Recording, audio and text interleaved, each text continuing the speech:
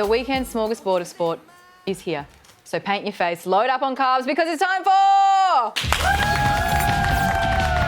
Yes, it's the weekend sporting G-Up. With us is YouTube golf sensation Rick Shiels, football commentator Simon Hill and speed dating extraordinaire Joe Alexander. Rick, I am going to start with you because you're joining us from rowdy Adelaide and things get pretty wild there. In all seriousness, at the LIV Greens, you saw American Patrick Reed get a hole-in-one today. What was that like? Yeah, it was absolutely electric. The crowd went wild.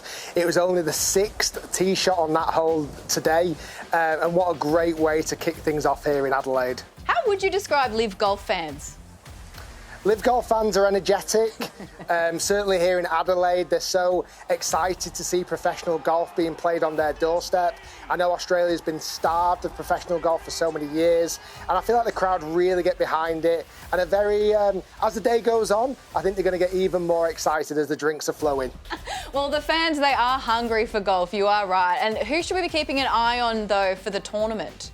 For me, I feel like Jon Rahm, his game is excellent to play around this golf course, but then also I'm not looking past home favourite Cam Smith. His putting ability is just sensational, and with these greens being so good and the home crowd, I think Cam Smith could take the win here in Adelaide. He's also a Queenslander, so he has my heart. Well done, Rick. That was the right answer. Next up is Simon. And Simon, look, this year marks the 20th anniversary of the Men's A-League, so I feel like I should be singing happy birthday. But for you, not to put you on the spot or anything, what have been some of the best and the worst moments during that time? Oh, good grief. I'd need about half an hour to think about that, I think. Seeing full stadiums around the country for grand finals, we're unique in our code of football that we don't have a set venue for a grand final, although we did very briefly, controversially. Yeah. But to see sellouts in Sydney, in Melbourne, in Brisbane, in Adelaide, in Perth, and Central Coast last year, it's something that's unique to our sport. I think largely it's been a success. So good, and the season is marching on. So what match are you most pumped for this weekend? Well, at the moment, about 2 hours' time, Melbourne Victory against Wellington Phoenix, because I'm calling it. So Victory is celebrating their 20-year anniversary. I think they've got all the trophies that they've won on the pitch for the fans to have a look at. And they've been one of the great success stories of the competition. So this should be a very interesting one tonight. Thank you so much, Simon. Last but definitely not least, Joe Alexander from City Swoon. Joe, firstly, happy Valentine's Day. Secondly, what is the key to a good speed date? Because I do know that you have some expertise in this area.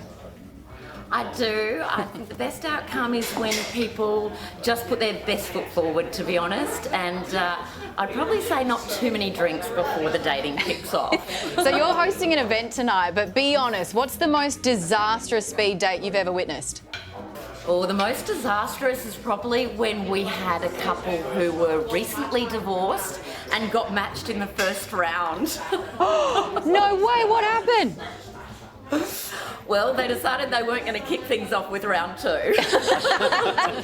And look, because time is of the essence in speed dating, of course, what's the greatest opening line you've ever heard? Oh, that would actually have to have come from a lady who said, look, no pressure at all, but my mum's got the wedding menu all planned. Oh, my God. Oh, my God, and that worked? Yeah, she was going in hardball. Oh, my God, absolutely. Quick question. Do people also celebrate throwing plastic cups if you guys get a hole-in-one?